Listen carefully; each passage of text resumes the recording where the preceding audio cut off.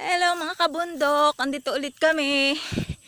Bumabalik dito sa tinatawag na kanluran. Dahil kami po ay may titingnan na ibinibintang lupa, ay baka makuha ng aking isang kapatid na aking tinatawag na si Mayora.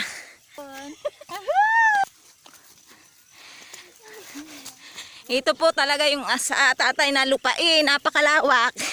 Puno ng nyugan at mga maisan. Ayan mga kabundok. Kaya ako'y napapablog na dahil sa ganda ng tanawin.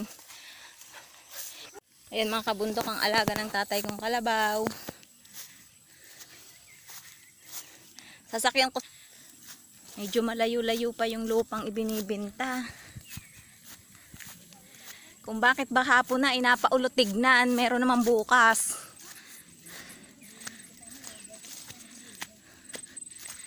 Ayan na, malapit na kami.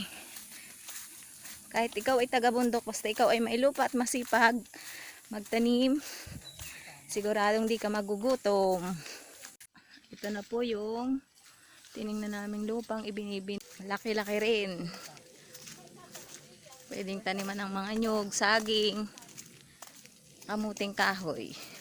Kailangan taniman din ng mga puno para hindi magalit si kalikasan. Ayan mga kabundok, kami uuwi na. Natingnan na namin.